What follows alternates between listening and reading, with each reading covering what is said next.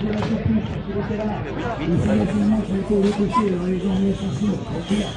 quand tu regardes ça, tu te dis, mais c'est qui ces gens? Quoi ils parlent? La sécurité, justement, c'est eux. La sécurité, c'est l'injustice sociale. C'est des gens qui regardent des vitrines pleines et qui n'arrivent pas à bouffer et qui, au bout d'un moment, vont se servir. C'est des gens qui t'insultent tous les matins en te disant, regarde-moi ce que j'ai. Et toi, t'as rien. C'est de ta faute parce que t'étais pas capable. Mais les incapables, je les connais, je sais d'où ils viennent. Descendez sur la Côte d'Azur dans des grands hôtels. Vous verrez comment ils se comportent avec les femmes de ménage. Vous verrez aussi comment ils sont pas capables de nettoyer leur chambre. Et comment ils sont au con. Et comment, au bout du compte, au fond d'eux-mêmes, il n'y a que l'argent qui les guide. Ils croyaient être quelqu'un, comme les abrutis du Paris Saint-Germain qui disaient les Arabes dehors, qui gueulaient des cris de singes quand il y avait des Noirs qui jouaient sur la pelouse. Aujourd'hui, c'est le Qatar qui les a rachetés, ils ont envie de piller leurs banderoles. Ils sont rentrés un par un, comme ça, tranquillement, en se disant, pourtant les Qatariens sont quand même à quelque part, aussi les Arabes, me semble-t-il. Alors on me dit, oui mais non, tu comprends, c'est pas pareil. C'est une principauté de merde. Le Qatar n'est pas un pays démocratique. Derrière cela, on vient te bourrer la tête en te disant, mais t'as vu, ce sont des paradis fiscaux à leur manière. Parce qu'ils exploitent du pétrole, il n'y en a pas pour longtemps. Alors ils achètent. Et là-bas, les femmes et les opposants sont mis en prison, comme chez nous aussi. Derrière cela, faut-il se taire? Aujourd'hui, on ne parle plus de Maghrébins, on ne parle plus d'Algériens, de Tunisiens ou de Marocains, on te parle de musulmans, comme si on voulait une guerre, comme on dit, de civilisation, de religion. Faut dire, regardez les musulmans, moi les musulmans m'ont rien fait, et les mecs qui sont capables de prier par terre en quittant leurs chaussures, et qui prient là où ils sont, et qui s'agenouillent par terre à ras du sol, me plaisent autant, et beaucoup plus, que ces chrétiens qui arrivent avec des prie-dieux qu'ils ont loués, parce qu'ils ont de l'argent, pour mettre leurs jolis genoux, et prier un mec qui a donné sa vie en disant aimez-vous les uns les autres, qui a jamais voulu des papas mobiles ni la Banque du Vatican, qui a jamais réclamé tout ça, qui a jamais demandé tout ça, qui a simplement marché pieds nus en se disant bon Dieu, humanité, essayez de réfléchir, tué par les pharisiens, tué par son propre peuple, assassiné, comme on dirait aujourd'hui, fusillé sur place, on appelle ça finalement mettre en croix à l'époque. Et derrière cela, les mecs, ils vont en pèlerinage. Regardez, en pèlerinage, même à Lourdes, il n'y a pas eu de miracle. Il y a eu une inondation, ils l'ont pas vu venir, pour dire où est le miracle. Dieu est à droite. Dieu est à droite, pourquoi? Parce que à chaque fois qu'il y a un tremblement de terre, c'est quand les mecs ils ont rien. Un petit pays où les mecs ont rien, ils ont des petits bidonvilles, ils sont là, avec leurs petites maisons, comme ça, qu'ils ont faites dans des bidons. C'est là qu'on fait trembler la terre. Si demain la terre, elle tremble, à Monaco, je dirais, tiens, peut-être que Dieu est devenu socialiste. D'un côté comme de l'autre, et ils me cassent les couilles, qui parlent pas de Jean Jaurès, tous les autres, là, qui se l'affirment et qui se taisent. Ils ont ni son courage, ni rien. Alors qu'ils se taisent, qui parlent de pourquoi ils font de la politique. Et quand tu rentres en politique, la première chose qu'on te dit, si tu veux monter dans l'appareil politique, il faut que tu sois un tueur, il faut que tu tues l'autre, et que tu marches dessus. C'est comme ça qu'ils parlent les politiciens. Avant d'arriver en haut, qu'on donne le salaire des infirmières et des enseignants à tous nos ministres, députés, sénateurs et j'en passe, à tous ces mecs qui sont des piques-assiettes de la société. C'est pas le RSA le pique-assiette de la société, c'est ces gens-là qui montent à l'intérieur de l'argent tel qu'ils font, qui serrent les mains là où ils font, juste pour leur porte-monnaie. C'est pas qu'on a le dégoût des politiques ou de la politique, parce qu'on n'a pas le dégoût de la politique, puisque ça veut dire organisation de la cité, que nous sommes concernés par l'organisation de notre cité, comment nous allons vivre ensemble, pour les 6 milliards de gens sur la Terre, que nous sommes citoyens de l'univers, qu'on pourrait voyager sans papier, sans passeport, parce que chaque être a le droit de se déplacer sur la Terre quand on est un être humain, parce que ça prend du temps et que c'est important. Tout ne se fait pas en préfecture. Et tous ces gens qui sont venus travailler ici, ils ont travaillé parce qu'on les a appelés, parce que ça fait la richesse à Bouygues, j'en passe. Aujourd'hui, ils ont fait des gosses. Alors c'est les gosses qu'on accuse, parce qu'ils n'arrivent pas à se retrouver dans cet immense bordel. En périphérie, la drogue, pourquoi elle fonctionne? Parce que tous les mecs du Vésinet ou d'ailleurs, la petite bourgeoisie latente, s'envoient en fumette comme ça, et puis on retrouve ça dans des grands cocktails de riches, et on va se servir en banlieue, à Marseille ou ailleurs. On n'arrête pas. Le vrai, celui qui a l'argent, celui qui possède, celui qui tue, celui qui fait disparaître, celui qui fait tuer comme il veut, quand il veut. On prend des gamins de 12 ans pour faire les guetteurs, parce que le gamin il gagne 100 € par jour, et que ça nourrit toute la famille. On va quand même comprendre quelque chose, qu'on vit dans un monde d'argent, et que les gamins ils regardent les vitrines pleines, et qu'ils pourront jamais s'acheter ça. Alors ils sont capables de déborder à tous les niveaux, parce qu'ils se disent pourquoi pas moi. Il faudrait leur dire à quelque part, que ce n'est pas l'argent qui fait l'homme. Mais comment veux-tu que je te dise? Comment veux-tu que j'explique?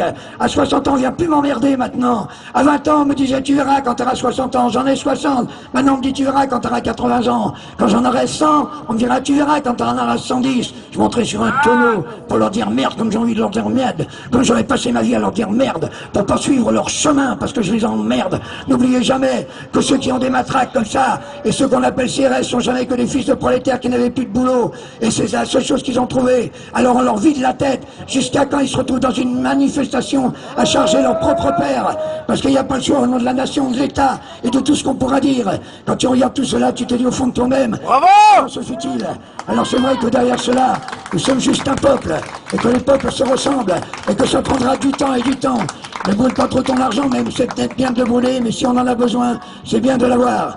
Parce qu'on ne va pas jouer les Gainsbourg non plus, surtout pas en pleine rue. Mais derrière cela, je me dis au fond de moi-même, pourquoi on en est là? Je ne sais pas. Peut-être qu'il faudrait brûler nos papiers, nos passeports, je ne sais pas. Peut-être qu'il faudrait faire autrement ou autre chose.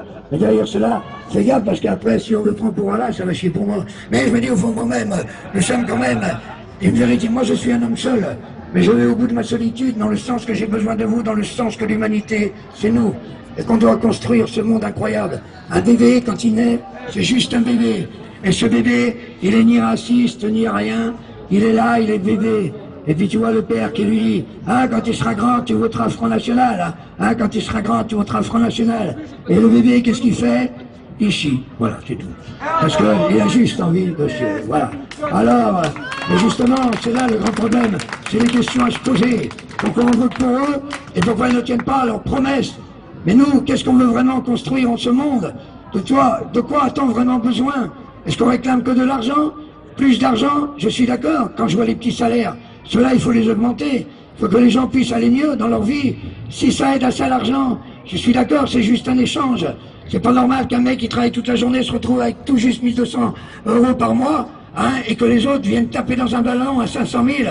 Et qu'est-ce que tu veux que je dise? C'est celui qui a 1200 € par mois qui paye ses entrées je sais pas combien au PSG. Et si tu dis du mal de leur footballeur, il te casserait la gueule en disant t'as pas le droit de toucher à celui-là. Attention, faut voir. C'est un long chemin, messieurs, dames, long chemin de solitude. Le courage, ça n'existe pas. C'est juste un fait comme ça par hasard. Dire ce qu'on a envie de dire, ce n'est pas une preuve de courage. C'est simplement parce que c'est nécessaire. Parce que ça fait partie de la survie. Et puis quand tu apprends à ne plus avoir peur de la mort, tu t'aperçois que c'est pas la mort qui est grave. C'est la vie qu'on a ratée. C'est tout ce qu'on n'a pas fait, tout ce qu'on n'a pas pu dire, tout ce qu'on n'a pas construit. Je préfère au bout du compte qu'on se rappelle de moi dans ma voix, dans mes chansons. Et mes petits-enfants, ce que je leur apprends, c'est que leur grand-père, eh ben, il avait des choses à leur raconter quand il revenait même d'Aurillac. Il leur disait tout ce qu'il avait à leur dire. Et qu'ils entendent bien ma voix et qu'ils s'en rappellent. Et qu'ils disent un jour, ah, si tu avais vu mon grand-père, ça me touche. Beaucoup plus de savoir quel meuble j'ai. Tu vois la manière qu'on pille les meubles des vieux, comment on vide les appartements quand ils sont morts, comment on revend tout ça juste pour la thune, comment on vide les appartements, les petites maisons, les petits trucs, parce que ça fait de la thune. Et puis après, tu vois, le seul mec, il n'y a plus rien. Et quand t'as grandi dans une maison d'enfance et que tu te rappelles la maison où t'as grandi, des fois t'as pas envie de la vendre. J'ai un ami, moi, qui habite sur l'île Dorée. C'est un type fabuleux. Il a hérité de la maison de pêcheur, de son arrière-grand-père et de son arrière-grand-mère. Et ça allait comme ça. Sauf qu'aujourd'hui, il est imposant sur les grandes fortunes, à cause de tous ces connards qui sont installés là-bas et qu'on fait flamber les prix. Et lui, il ne reste plus qu'un seul choix, c'est de vendre sa baraque. Sinon, on va lui la saisir parce qu'il ne peut pas payer les impôts locaux et les autres impôts. C'est quand même incroyable, la manière qu'on a de virer les gens juste par l'argent. Alors c'est pour cela que c'est un très long chemin. Et puis finalement, au bout du compte, je n'ai jamais renié ni mes 14 ans, ni même mes 5 ans, ni même mes 60. Je me pose la question sur mes rêves de gosse. Et ces rêves de gosse, je ne les trahirai jamais. Parce que quand je prenais mes amis par le cou, et qu'on était en train de courir comme ça dans le peu de nature parfois qu'on avait, et qu'on se disait qu'on était les meilleurs amis du monde, c'est là que j'ai rêvé le plus dans ma vie. C'est là que j'ai eu le plus d'émotions. C'est là que j'ai été le plus fidèle avec moi-même, en me rappelant tout ce qui était possible et inimaginable. C'est pas dur d'être chanteur, c'est simplement un fait comme on est boulanger ou comme on est charpentier. Je sais très bien qu'on a besoin plus de charpentiers que de gens qui viennent chanter dans la rue, mais n'empêche qu'on fait partie de l'ensemble, et n'empêche que cet ensemble existe ensemble. Messieurs, dames, vous avez tout dans les mains. Messieurs, dames, vous pouvez tout partager. Le travail, et j'en passe. Travaillez moins, faire gaffe à vos gosses. Essayez de comprendre pourquoi il y a 6 milliards de gens sur la Terre. Dis non au patronat d'un seul coup. Je rêve qu'on dise d'un seul coup que tous les gens se lèvent, que tous les syndicats du monde, mais ils n'en sont pas capables.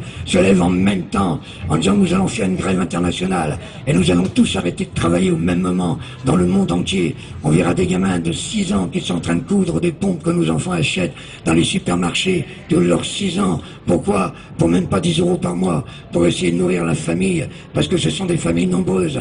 Parce que quand je vois que des mecs, ils vont chercher dans certains pays des yeux, des organes, pour des greffes d'organes pour leurs gamins. Moi je dis que celui qui les vend est un salaud, mais celui qui les accepte en sachant pertinemment d'où ça vient est un salaud aussi. C'est pour ça que dans certains pays, tu croises des fois des petites filles, des petits garçons à qui il manque un œil. C'est le plus âgé de la famille qui a donné son œil ou son foie ou tout ce que tu voudras, juste pour que la famille puisse survivre. Ils savent très bien comment ils font, ces vendeurs d'organes, comme ces vendeurs d'armes. Je préfère mourir seul et tranquille et paisible, en me disant que je voulais pas de ça, que je ne suis pas né dans le monde que j'aimais, mais qu'à travers tout cela, il fallait que je me batte dans un monde que je n'aimais pas, pour essayer de faire comprendre aux gens et de comprendre moi-même pourquoi la vie, c'est simple, que c'est rapide, et que ça ne dure pas longtemps, et que c'est l'acte le plus beau. Quand on dit à un enfant, regarde comment il est mignon, regarde, il vient de naître, on lui donne la vie, et puis après, qu'est-ce qu'on lui dit? On lui dit maintenant, eh ben, tu vas la gagner, ta vie, il y a quelque chose qui va pas à l'intérieur. C'est pour cela aussi au niveau purement social que je suis pour le salaire des étudiants, pour que les mecs puissent étudier et qu'ils choisissent le métier qu'ils aiment, ce qu'ils ont dans les tripes, ce qui leur fait plaisir vraiment à l'intérieur d'eux-mêmes. Et quand ils ressortiront médecins ou qui tu voudras, eh bien ils ressortiront avec ce qu'ils aiment et qu'on les aide. Et quand ils seront ceux-là, ils nous le rendront. Et comme ils nous le rendront tous ensemble, c'est pour cela qu'il ne faut pas les laisser tout seuls courir sur des pelouses quand ils ont des seringues. Il faut que ce soit les parents qui aillent les chercher, pas les éducateurs, et qui prennent leur enfant dans leurs bras en disant qu'est-ce qui se passe, dis-moi ce qu'il y a, qu'est-ce qui se passe, pourquoi ça va pas comme ça. Faites attention à vous, jeunesse, ils feront tout pour vous assassiner, comme on a assassiné les Indiens, en leur balançant l'alcool, en les empêchant de vivre, et en tuant leur plus beau rêve, qui était un rêve de partage. Ils savaient ce qu'était la terre, ils faisaient attention à chaque goutte d'eau, à chaque chose qu'ils consommaient, parce qu'ils savaient qu'ils en avaient besoin juste après, et que les générations après en auraient encore besoin. Ça s'appelle la vie, messieurs, dames, et c'est un acte merveilleux, et c'est nos parents qui nous la donnent. Et à travers tout cela, quand ils nous l'ont donné, alors on doit quelque chose à nos gosses, mais on ne doit pas leur apprendre la parodie du monde. On doit leur dire, tu sais, maintenant on va se battre ensemble pour essayer de faire que les choses changent un tout petit peu. Je suis peut-être un utopiste, mais parfois je suis fier de l'être. Quand je vois ceux qui ne le sont pas, les réalistes, soi-disant réalistes, alors qu'ils ne le sont pas du tout, m'emmerdent. Les économistes aussi, avec leur 0,02%, parce que la bourse s'est effondrée.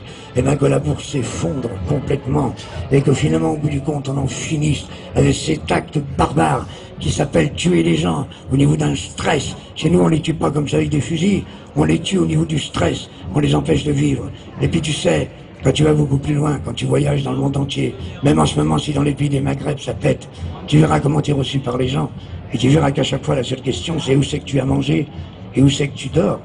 Et pourtant ces gens-là n'ont pas grand-chose. Ça fait très très longtemps que je n'entends plus ça dans le pays où je suis né et où j'habite. C'est pour ça que je leur dis souvent, surtout ne nous ressemblez pas. Et tous les combats sont leurs combats. Et tous les combats seront les plus merveilleux.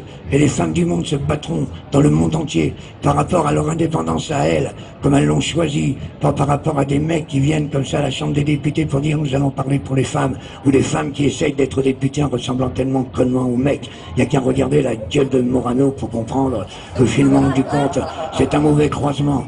Je vais vous chanter une chanson parce qu'avant tout, je chante des chansons. Bravo!